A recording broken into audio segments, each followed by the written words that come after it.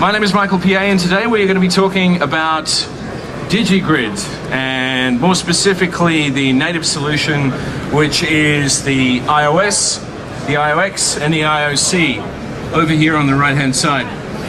Before I go on though, I want to explain exactly who digigrid is, how we came about, how it was formed, how it was created, and who's involved. There are two companies involved in digigrid. One of them is Digico, one of the world's leaders in large format consoles. And obviously they do house of worship, they do large tours, they do large facilities. Their consoles are everywhere, from the SD7, their flagship, all the way down to this little baby right here, the SD11. And the other company obviously is Waves, who are the leaders in the industry for plug-in technology. First plug-in on the block for HD, which was the Q10 back in 1992-ish. 92? Yeah, 92. So, and we have over 140 plugins. Now, if you put the two companies together, you end up with this fuse that gives you the best hardware and the best sound processing all into one big package. So it's very exciting. Why specifically Digico? Well, basically because they're really good at what they do. But we need to talk about why Waves and SoundGrid first as well. A few years ago, we developed at Waves a technology called SoundGrid. Now, SoundGrid was developed for live sound, and we developed this technology that does high sample rate audio very, very fast through Ethernet, because everybody has Ethernet. And it's all off-the-shelf hardware, so basically what you end up with is you end up with a server, which we call the SG server, which, for want of a better explanation, is basically a PC with an operating system on it that you just turn on and turn off that processes DSP plugins. Ethernet cable from that to a network switch. And then with Live, we've always gone out to what's called an I/O card for the specific console, which you need to get for either the Yamaha, the Minus, the Soundcraft, or in Digico's case, and a lot of other consoles' case, they already have it built in. And then the computer up the top, all that's doing is basically giving you the GUI and the control for the plugins. So it's not doing any processing at all. All it's doing is basically letting you twiddle knobs. I love saying that, twiddle knobs. So, very low latency, not proprietary hardware, so you can replace it at Home Depot, Staples, anywhere like that if it breaks, which was great on tour, and also it's really simple connectivity. It's an Ethernet cable, and the reality is Firewires come and gone. USB went to USB 2, went to USB 3, who knows where it's going to go next. Thunderbolt may come or may go, but Ethernet's always been here and is pretty much going to stay around forever, and pretty much all laptops either have an adapter for Ethernet or already still have an Ethernet port. So the fact that we've managed to do this with Ethernet, because you all have Ethernet cables, right, is pretty cool. So we're excited about it. Now, Digico and Waves SoundGrid together, we are in some of the largest tours and the largest facilities in live in the world. You know, when you've got Taylor Swift, Katy Perry, Lady Gaga and the likes all relying on our hardware and our software, we know it works, right? So we were thinking, okay, there's no reason at all why we can't bring this technology into the recording studio. So that's exactly what we've done. The last one is this one. We were at the Olympics in London last year. So we had 6 SD7 consoles, all running Waves SoundGrid and Mercury bundles, all doing the front of house for the Olympics. It didn't help the UK win any medals, but it did sound really good. This is the lineup. From the left to the right, we've got these babies, which we're talking about in a second, which is the iOS, the iOX, and the IOC. That's for native DAWs. In the middle, you've got the MGO and the MGB. Now this enables you to take high quality audio, 128 channels of audio through an Ethernet cable from any MADI-enabled console. Can you pass that around? So Ethernet into a laptop, any DAW, press record after it's routed into the console, and you're good to go. So, and on the right-hand side, we've got these babies over here, which are the DLS and DLI. Those enable you to have networked studios for Pro Tools HD and HDX. So you can have up to 8 studios, which are either HD or native on a network, all sharing I/O. It also gives you plug-in DSP processing of up to 300 plugins. It's all under 0.8 milliseconds. It's all with an Ethernet connection. If you add a DLI, you can move your entire I/O rack up to 700 meters outside the control room and still keep under 0.8 milliseconds. But the ones we're talking about today are these ones. This is the iOS. The iOS is 8 in, 8 out. It comes with independent headphone inputs on the front. The preamps are straight out of an SD7 console, so they're high-class preamps.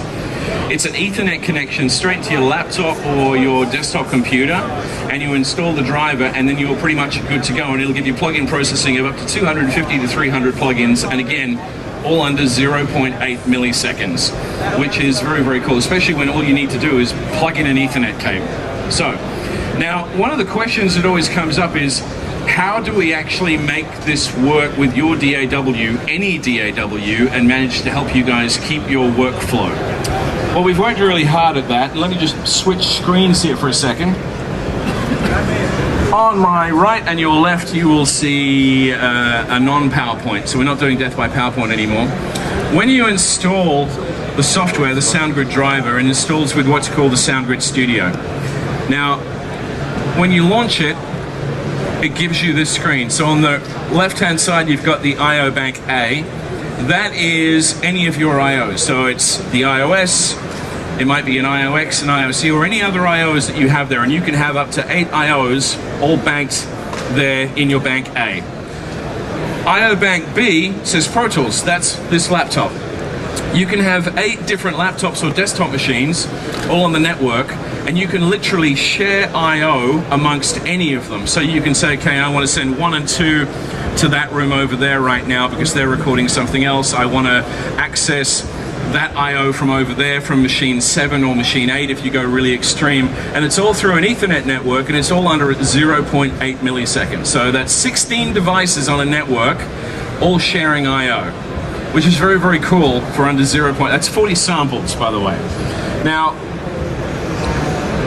there's also a little thing here called the patch bay. Now, the patch bay basically gives you an input of what's connected. So, and it's an auto patch bay, which means the more devices you actually have on your network, they auto patch here, and then you can send them wherever you want to go just by moving the ticks, which again is really easy to use. You don't necessarily even need to touch this if you want it really simple. You can just go, okay, right, set it up, forget it, leave it there. Now, let's go into Pro Tools.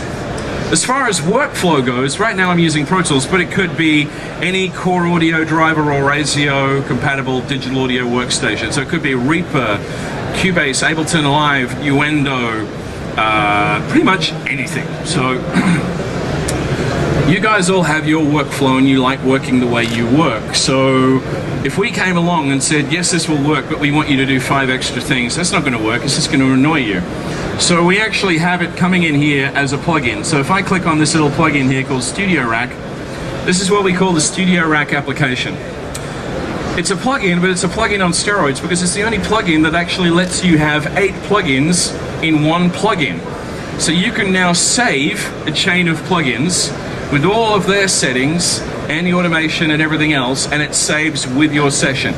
So every single one of these boxes gives you the opportunity to save another plugin, and they all have their independent settings, but it all saves in one plugin, and therefore it still refers back to the delay compensation engine reporting for your DAW, and it still automates the same as a normal plugin, and everything is saved with the session. Now, up here, there's a little green light that says WSG, which means Wave SoundGrid. What that means is right now it's saying, hey, it's connected to an iOS, so all the DSP is happening on here. If you decide that you want to take that session on the road, you can still open the session. That little light won't light up though, because it'll go, okay, right, now we're using your processing on your computer, and all the plugins will open the same, and then when you go back onto your main system, it'll open up with a little light again because it goes, okay, DSP processing.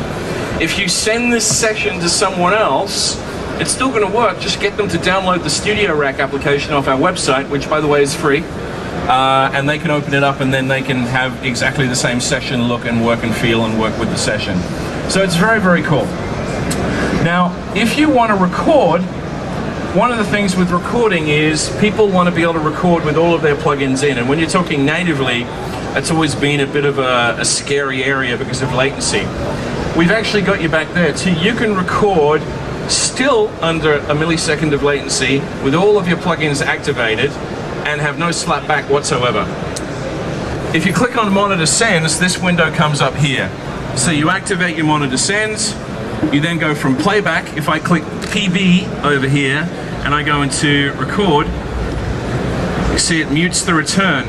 But you've already got the SoundGrid software working in the background, so you can still hear it in the studio, and everybody in the recording room have their headphones on and they can hear everything that you want them to hear, with all of the reverbs, compressors, EQs, and are getting no slapback.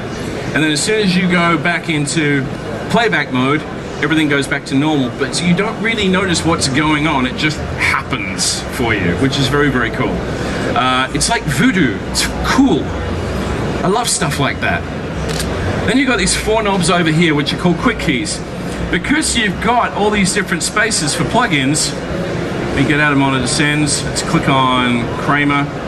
So say, for example, if I wanted to get to the output of Kramer's HLS, I can right-click it, I can right-click it, I can right-click it. There you go. Okay, so I can right-click it, I go quick keys. Let's assign this to quick key 2. So now quick key 2 is always going to be the output gain for that plugin. So if I decide to go to C4, come on, there you go. That output gain is still the output gain for the Kramer plugin. So it's like my go-to knob for that one tweak that I want in that plugin. And then if I decide that I want to get rid of it, that's fine. All I need to do is disconnect the quick key and I can move it to another plugin. These are all MIDI capable as well, so if you've got like a little MIDI controller, you can assign them to faders or whatever else you want to assign them to. So it gives you an awful lot of flexibility. If you don't necessarily have a right click, then that's fine. Just do it through the assign key right here, and you can do it with left click. So now, if I want to add a plugin, again, all I do is just add plugin. It gives me the list. Let's go EQ. Let's go Red 17. And there it comes up. So all these plugins come up in exactly the same way. Now, with automation, everything is automatable. So all of the different parameters are all automatable, so that if you go into touch mode, then you can automatically just tweak everything and it saves with the session. It's very, very cool. Now, let's go back to here. So the iOS, quick one before we move on. 8 in, 8 out, high-end preamps, makes coffee, built-in SoundGrid DSP server, comes with headphones on the front, 1 Ethernet cable to connect it up, and it has 4 SoundGrid Ethernet ports, which means you can connect it out and expand and expand and expand. Now, do you actually need it? No.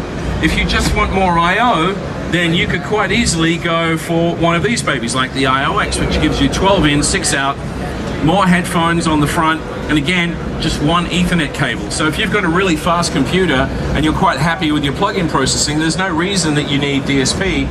You just want to get one of these.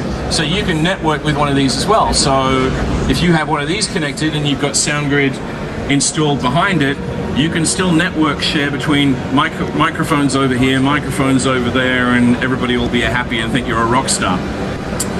The IOC gives you AES, ADAT, gives you a couple more headphone knobs on the front, little tweaky knobs. And again, it's just 1 Ethernet cable. Now, if you decide after the fact that you then want to add DSP, you don't necessarily even have to add an iOS. Because we've been doing SoundGrid in live for so many years, we have these things called impact servers, which is basically a PC with our proprietary software on it that you can just connect up with an Ethernet cable, and there's your DSP processing. So you keep it really simple or as expanded as you want it to be, and we're very, very excited about it. That's the basic share. So literally 2 different workstations. Send the mics to one, send the mics to the other. All you do is route it through the back end and you're good to go. And it's always going to be under a millisecond of latency. How do we do that? I'm not sure, but we do. If we want to get really crazy, we can start expanding it out. So, you know, send all the 12 from the iOS one place, send some of your mics and your outputs from the iOS to another place, and if you've got an IOC, send the AES and ADAT somewhere else. And again, it's all routable through that. So it's very exciting.